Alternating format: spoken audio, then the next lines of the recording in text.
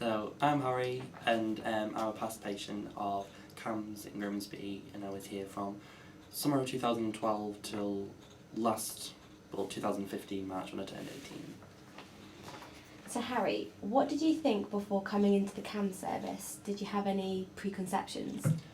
When I first heard about the CAMHS service, I was really kind of adamant that I had nothing wrong with me, even though I had a fully fledged eating disorder and was going down a very dark route very quickly. And I remember the GB mentioning CAMHS to me, and I had never heard of it in my life, and never heard it been mentioned, never heard it been talked about. In school, when you kind of learn about mental illness, it's kind of you go to your doctor, you get a pill, and then you're fine. That's kind of the thing I had, but I was like, I don't need a pill, I'm fine, nothing's wrong. So this idea of going to a building I'd never been to before, meeting people I'd never met before, and talking about things that were like my secrets and things that I thought were like very shameful and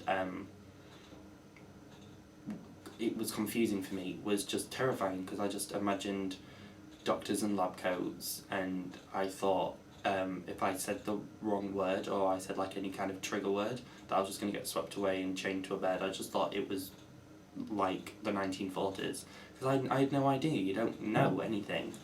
And then I remember coming into the service and being terrified because people were so welcoming and so nice. It was like, I was like, okay, I'm waiting for something bad to happen, because everyone was just genuinely really nice, and it wasn't even like a fake nice. And I was kind of trying to look for some kind of phoniness, but there wasn't. It was people were like genuinely caring for me, and I was expecting people to just kind of say, okay, you're diagnosed insane, because that I thought, well, if people don't understand me, then they're just going to think I'm insane and nothing's going to happen and I'm just going to be left to it. And it wasn't that at all, and it wasn't strict old people in chairs with like, or having the long sofa where you lay down and talk about your life. It wasn't that kind of Hollywood idea of what therapy is.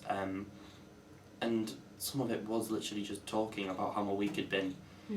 And it'd be then like my therapist who would like pick out little things and say, okay, but wait, hang on, go back to that, why was you thinking of like that, or what caused that issue for you? It was just like the questions that were asked was so coming from a caring place.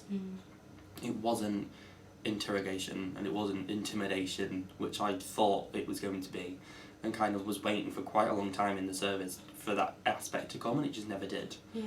And I had experience with inpatient when I really wasn't well. My weight dropped a lot, and I was self-harming quite bad and just generally didn't want to be here.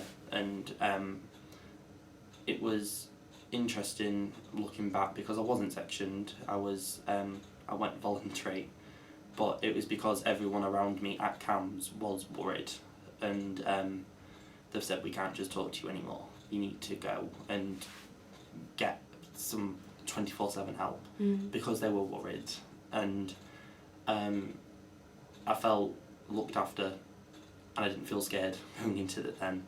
I felt like this is what I need to do, because everyone around me who cares for me at CAMHS and my family and the school knew it was the right place for me at that time. And then I came back out and CAMHS were there still.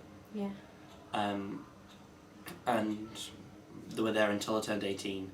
Leading up to me turning 18, I had my first ever group therapy, which was DBT, and that was like, I remember them suggesting it to me, and I was just thinking, I just wanted to end on a high. Why are you making me go into a room of people that I've never met and talking about how I'm feeling about stuff, and talking about my struggles, because it was like, with my mental health, it was like fluctuating. I could have really good periods and then it'd just spiral ridiculously out of control. But CAMHS were kind of like, nope, get back up, like, we're not letting you go this time, it's not happening.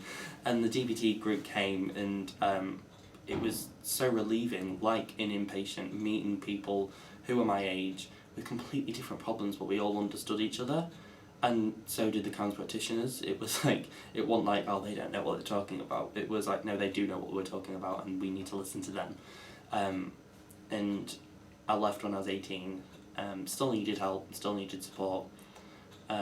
What was your experience when you left the CAMHS service? When I left CAMHS, CAMHS gave me a transition worker to go into Navigo and the adult services, and I had a lot of faith in the adult services because I'd had such an amazing experience at CAMHS, and it completely turned my life around being at CAMHS, and the transition work was great.